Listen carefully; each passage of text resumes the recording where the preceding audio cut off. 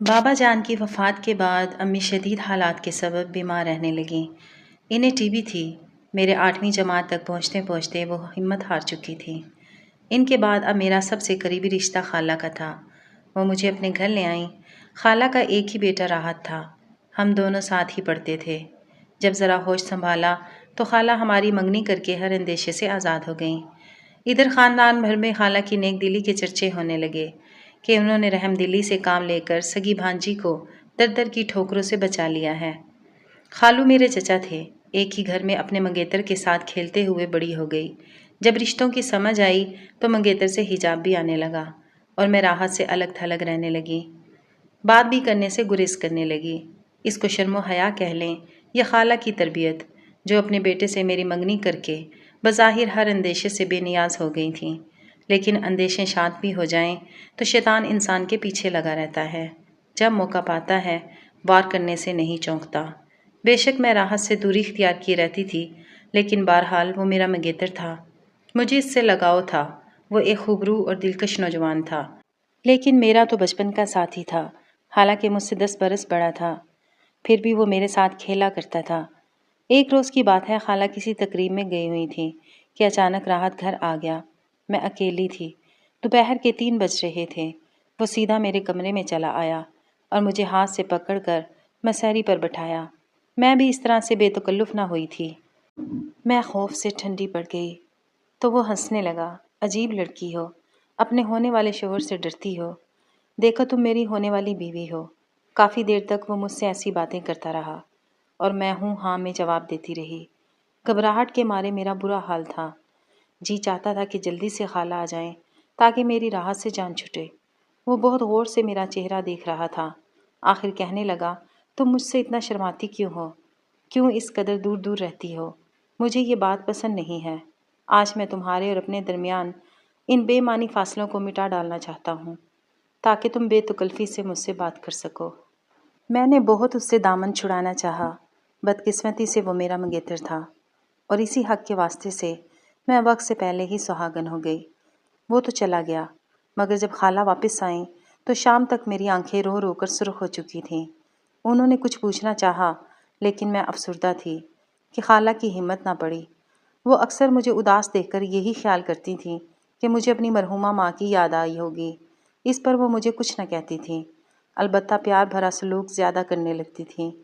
اس دن بھی انہوں نے ایسا ہی کیا۔ مجھے کام نہ کرنے دیا، کھانا خود پکایا اور کافی دیر تک ادھر ادھر کی باتیں کر کے میرا جی ہلکا کرنے کی کوشش کرتی رہیں۔ میں ارادہ کرتی رہی کہ اس واقعے کا ذکر خالہ سے کر دوں، مگر کیسے کرتی؟ شرم آ جاتی تھی اور میں راحت سے بھی ڈرتی تھی۔ تب ہی یہ سوچ کر چپ ہو گئی کہ خالہ کے دل میں ہرائی ڈالنے سے کیا فائدہ؟ جو ہونا تھا وہ ہو چکا۔ اب آخر تو میں نے راحت ہی کی دلہن بننا ہے۔ دراصل مجھ میں ہمت نہ تھی، جانے کیوں یتیم بچیاں بزدل ہو جاتی ہیں، لیکن قدرت کو میری یہ رازداری منظور نہ تھی۔ اس نے خود میرا راز افشاں کر دیا۔ تب خالہ نے حیران ہو کر پوچھا، یہ سب کیا ہے؟ اپنے صاحبزادے سے پوچھئے، وہی اس غلطی کے ذمہ دار ہیں۔ خالہ نے راحت سے پوچھا تو وہ قسمیں کھانے لگا، اماں میں بے قصور ہوں، انم جھوٹ بولتی ہے، نہ جانے کون ہمارے گھر کی عزت کو خاک میں ملا گیا ہے اور اب یہ جھوٹی تہمت مجھ پر لگا رہی ہے۔ اگر تم نے مجھے مجبور کیا تو میں ہمیشہ کے لیے چلا جاؤں گا۔ خالہ سن کر دنگ رہ گئیں۔ اگرچہ ان کا دل نہیں مان رہا تھا کہ میں سچی تھی، ان کا بیٹا جھوٹا تھا، مگر انہوں نے ایک ہی بات کی، اگر تم سچی تھی انم، تو جب میرے بیٹے نے تمہاری جانب ہاتھ بڑھایا تھا تو تم نے مجھے تب ہی کیوں آگاہ نہ کیا؟ اب جب کہ راز چھپ نہیں سکتا تو تم اس کا بھانڈا پھوڑ رہی ہو۔ میں جان گئی خالہ پر اولاد کی محبت غالب آ چکی تھی۔ یوں انہوں نے اپنے بیٹے کو سچا اور مجھے جھوٹا قرار دے دیا۔ ان کو اپنے شوہر سے بھی خوف آ رہا تھا۔ ان کو معلوم تھا تو پہلی بات یہی منہ سے نکالیں گے کہ راحت کو گھر بدر کر دو۔ منگنی تو ہو ہی گئی تھی، پھر بھی صبر کا دامن ہاتھ سے کیوں چھوٹ گیا؟ یا پھر بیٹے کو مورد الزام ٹھہرایا تو اسے آڑے ہاتھ لیں گے، اور گھر میں یہ کیا تماشا ہو رہا ہے؟ خالو تو ویسے ہی غصے کے بہت تیز تھے، سب ان سے ڈرتے تھے۔ خالہ نے مجھے ہی قصوروار ٹھہرایا، یہاں تک کہہ دیا کہ وہ لڑکا ہے اور تم لڑکی ہو۔ میں نے ایسی کیا غلط تربیت دی تھی جو تمہارے ساتھ ہو گزری؟ مجھے کانوں کان خبر نہ کیا۔ اب تو وہی مثال تم پر صادق آئے گی کہ جس تھالی میں کھاؤ اسی میں چھید۔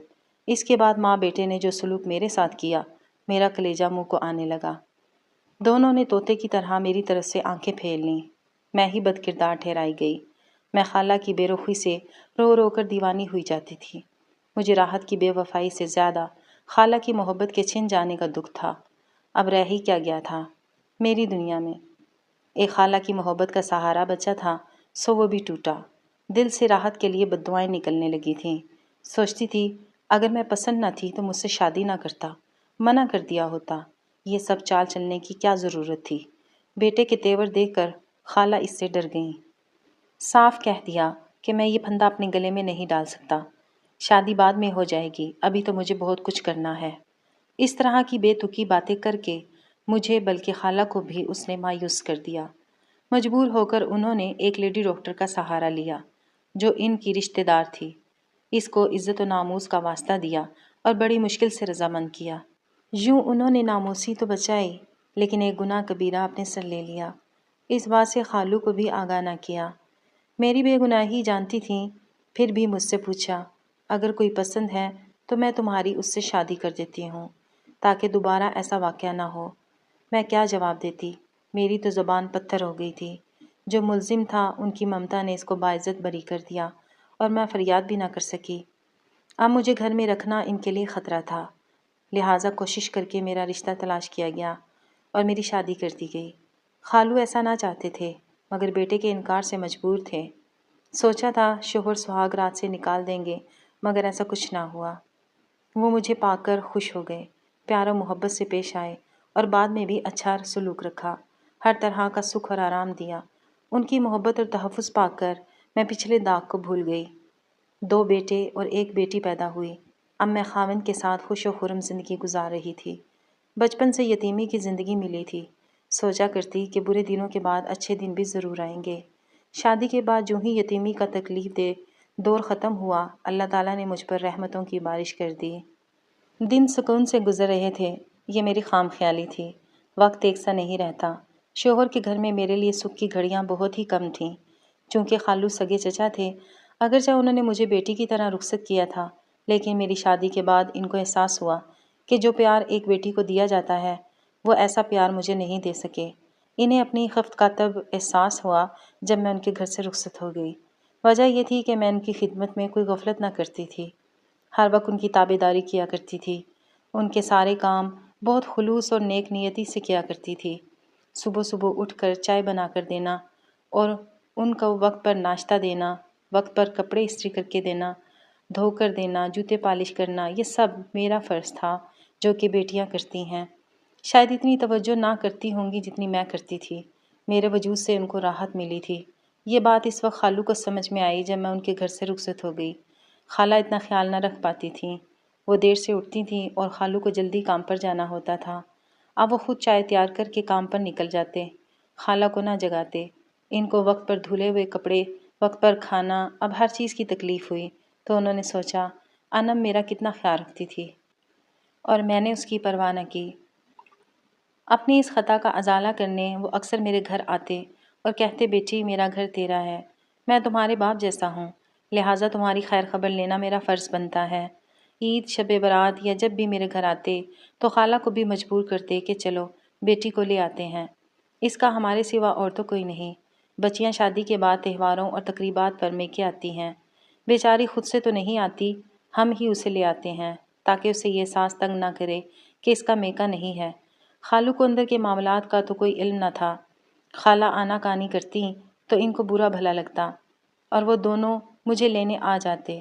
بے شک خالہ دل سے یہی چاہتی تھیں کہ میں ان کے گھر نہ آؤں تاکہ میرا سامنا ان کے بیٹے سے نہ ہو، مگر خالو کی وجہ سے مجبوراً ان کو آنا پڑتا تھا۔ میں لاکھ نانا کرتی مگر میرے شوہر جو بھلے مانس تھے، کہتے تمہارے بزرگ ہمارے گھر چل کر آتے ہیں، تمہارے والدین کی جگہ ہیں، انہوں نے تمہیں پالا پوسا ہے، محبت سے آتے ہیں، تم ان کو منع نہ کرو اور 2-4 روز کے لیے چلی جاؤ۔ اب میں کیا کہتی، کیوں جانا نہیں چاہتی، جانا ہی پڑتا تھا۔ خالو کو اس بات کا دکھ تھا کہ راحت نے مجھ سے شادی سے انکار کیا تھا، ایک یتیم بچی کا دل توڑا تھا۔ وہ بیٹے سے اس وجہ سے ناخوش تھے، تب ہی اور زیادہ میرا خیال کرتے تھے۔ اگرچہ میں خالہ کے گھر کم جاتی، بہرحال جس بات کا ڈر تھا وہ ہو کر ہی رہی۔ ایک روز میں چھت پر کپڑے پھیلانے گئی تو راحت بھی اوپر آ گیا۔ خالہ سو رہی تھی اور خالو گھر پر نہ تھے۔ عید میں 2 دن باقی تھے۔ وہ آتے ہی بولا، ماضی کو کتنی جلدی فراموش کر دیا تم نے۔ بے وفا عورت کا اعتبار نہیں ہوتا۔ میں نے بے وفائی نہیں کی تم سے، تم نے ہی مجھ پر ستم ڈھایا، اور بے وفائی بھی تم ہی نے کی، مجھ سے شادی سے انکار کیا۔ میں تمہاری خالہ کی لڑکی تھی، کوئی غیر نہیں، چچا زاد بھی تھی، مگر تم نے نہ جانے کیوں مجھ پر اتنا ظلم ڈھایا۔ معاف کر دو۔ اس کے بعد اس نے مجھ سے پھر ماضی کے رستے پر لے جانا چاہا، مگر میں نے صاف انکار کر دیا۔ میں پیار کرنے والے شوہر اور اپنے بچوں کے باپ سے دھوکہ کرنے کا تصور بھی نہیں کر سکتی تھی۔ جب میں نے اسے سختی سے جھٹکا تو وہ بولا، یاد رکھنا، تمہارے شوہر کو ایک دن ساری بات بتا کر تمہیں اس کے گھر کے قابل نہ چھوڑوں گا جس کی ملکہ بن کر تم اس قدر اتراتی ہو۔ میں اندر سے تو سہم گئی، مگر اوپر سے ظاہر کیا کہ میں اس کی دھمکی سے ڈرنے والی نہیں ہوں۔ اسے جتلایا کہ جو کہنا ہے کہہ دو، وہ مجھ پر اعتبار کرتے ہیں۔ تم ہی برا بنو گے۔ میں سمجھتی تھی کہ وہ یوں ہی مجھے دھمکی دے رہا ہے۔ میں نے تہیہ کر لیا کہ اب دوبارہ اس گھر میں قدم نہیں رکھوں گی، چاہے خالو ناراض ہو جائیں۔ مجھے ہر حال میں اپنے شوہر کی عزت اور اپنی خوشیوں بھرا گھر بچانا تھا۔ راحت کے دل میں خدا جانے کیا ارادہ چھپا ہوا تھا۔ میں نے دل سے دعا کی، اے خدا، وہ وقت آنے سے پہلے میرے شوہر کا اعتماد چکنا چور ہو، یا تو مجھے اٹھا لینا یا پھر راحت کو موت دے دینا، تاکہ وہ گھڑی آنے کا خوف باقی نہ رہے۔ چاہے یہ میرے اوپر گزرے برے واقعے کا بتائے یا نہ بتائے، صاف ظاہر تھا کہ وہ جھوٹا معاملہ گھڑ کر بتاتا۔ میرے دل سے نکلی دعا قبول ہو گئی، مگر کس طرح کہ میں ہی اجڑ گئی۔ ابھی میں خالہ کے گھر میں تھی۔ عید کو 3 دن گزر چکے تھے۔ کوثر عید کے دن بچوں سے مل کر گئے تھے اور اب مجھے لینے کے لیے آ رہے تھے۔ میں گھر جانے کی تیاری میں لگی تھی کہ اچانک دروازے پر دستک ہوئی۔ میرے رشتے کے دیور آئے تھے، جن کا گھر ہمارے گھر کے پاس تھا۔ انہوں نے اطلاع دی کہ کوثر بھائی کا اچانک ہارٹ فیل ہو گیا ہے۔ جب دورہ پڑا، وہ گھر میں اکیلے تھے۔ ان کو طبی امداد کے لیے ڈاکٹر تک لے جانے والا کوئی نہ تھا۔ صبح 4 بجے ہارٹ اٹیک ہوا اور 10 بجے منیر بھائی نے انہیں فون کیا، کیونکہ ان کی گاڑی ورکشاپ میں تھی اور کوثر نے ان بھائی سے گاڑی مانگی تھی تاکہ مجھے بچوں کو میکے سے گھر لے آئیں۔ منیر نے سوچا کہ ڈیوٹی سے ان کو دیر نہ ہو جائے، لہٰذا فون کیا تو جواب نہ آیا۔ تب اپنی چھت پر گئے اور کوثر بھائی کو آواز دے کر بلاؤں، خبر نہیں فون کیوں نہیں اٹھا رہے۔ چھت پر سے جھانکا تو دم بخود رہ گئے۔ وہ صحن میں پڑے تھے۔ ان کے بڑے بھائی کو فوراً فون کیا، وہ آ گئے۔ ان کے پاس گھر کی دوسری چابی تھی۔ انہوں نے دروازہ کھولا، اندر گئے، اور اس جہاں سے وہ جا چکے تھے۔ پڑوس میں ڈاکٹر صاحب رہتے ہیں، انہوں نے بھی موت کی تصدیق کی، اور اب آپ کو اطلاع کرنے آیا ہوں۔ آپ لوگ میرے ساتھ چلیں۔ یہ احوال انہوں نے خالو کو بتایا تھا۔ وہ بیچارے سٹھیا گئے۔ ان کی ہمت نہ ہو رہی تھی کہ کس طرح مجھ کو اتنی بڑی خبر سنائیں۔ خالہ کو بتایا۔ وہ میرے پاس آئیں اور بولیں، بیٹی تمہارے شوہر کی طبیعت بہت خراب ہے، تمہارا دیور لینے آیا ہے۔ جلدی جلدی بچوں کو گاڑی میں بٹھایا اور خالہ خالو کے ہمراہ گھر پہنچی۔ راستہ بھر ان کی عمر درازی کی دعائیں پڑتی آئی، مگر ایک بھی دعا قبول نہ ہوئی۔ راحت کی دھمکی کا ڈر تو گیا، لیکن ساتھ ہی میری خوشیاں بھی منہ موڑ گئیں۔ یہ دھمکی اس نے جھوٹ میں دی تھی یا سچ میں، یہ وہی جانتا ہے، مگر میرا تو کلیجہ ہی نکال لیا۔ میں نے دل سے دعا کی تھی کہ کوئی میرے ماضی کا داغ میرے شوہر کو نہ بتائے۔ یہ بھی دعا کی تھی کہ خدا مجھے اٹھا لے یا راحت کو موت دے دے۔ دعا کیسے بدل گئی، نہ تو مجھے موت نے اٹھایا اور نہ راحت کو آئی، لیکن میرے رحم دل اور محبت کرنے والے جیون ساتھی کو ساتھ لے گئی۔ عدت تک میں کوثر کے گھر رہی۔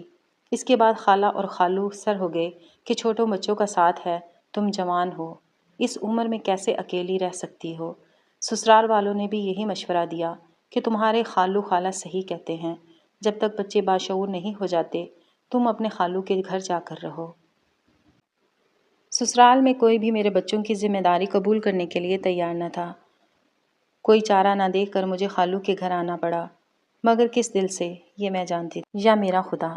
جب اللہ تعالیٰ نے کسی کا دل پلٹتا ہے تو دیر نہیں لگتی۔ جس کو میں اپنے لیے ایک زہریلا سانپ، اپنا سب سے بڑا دشمن جانتی تھی، وہی میرے اور میرے بچوں کے یتیم ہو جانے پر سب سے زیادہ دکھی ہوا۔ اس کے بعد اپنا سامان اٹھا کر چھت پر بنے کمرے میں منتقل ہو گیا۔ راحت بہت اچھا کما رہا تھا، اس کا کاروبار بھی جم چکا تھا، ان کے پاس روپے کی کمی نہ تھی، لیکن اس نے ابھی تک دوسری شادی نہ کی، جبکہ پہلی بیوی جو اس کی پسند سے گھر میں بہو بن کر آئی تھی، شادی کے سال بعد ہی طلاق لے کر جا چکی تھی۔ میری بیوگی میں اس نے اپنی خطا کا حق اس طرح ادا کیا کہ ہمارے خرچے کے لیے خالہ خالو کو علیحدہ رقم دینے لگا، لیکن مجھے اس بات کا علم نہ تھا۔ میں سمجھتی تھی کہ خالو ہمارا خرچہ خود اٹھاتے ہیں، جبکہ وہ تو اب برائے نام دکان پر جاتے تھے۔ تمام کاروبار راحت کو سونپا ہوا تھا۔ اس بات کا علم مجھے بعد میں ہوا۔ مجھے بیوہ ہوئے 4 سال بیت گئے، مگر میں اس دکھ کو نہ بھلا سکی تھی۔ ہمہ وقت افسردہ رہتی تھی۔ خالو اب بیمار رہنے لگے تھے۔ چیک اپ کرایا تو پتہ چلا کہ کینسر جیسا موذی مرض لاحق ہو چکا ہے۔ یہ بڑی دکھ دینے والی خبر تھی۔ ایک روز خالو میرے پاس آئے اور کہا، بیٹی میری ایک بات مانو گی؟ کیوں نہیں خالو جی، آپ کی ہر بات مانوں گی۔ آپ ایسا کیوں کہہ رہے ہیں؟ اس لیے بیٹی کہ مجھے جان لیوا مرض لاحق ہو چکا ہے، اور تمہاری خالہ کی صحت بھی اب پہلے جیسی نہیں رہی۔ موت تو ہر ایک کے ساتھ ہے، ہمارے بعد تمہارے اور تمہارے بچوں کا کیا ہوگا؟ یہی سوچ کر ہم دونوں پریشان رہتے ہیں۔ بیٹی میری بات مانو، تم راحت سے نکاح کر لو۔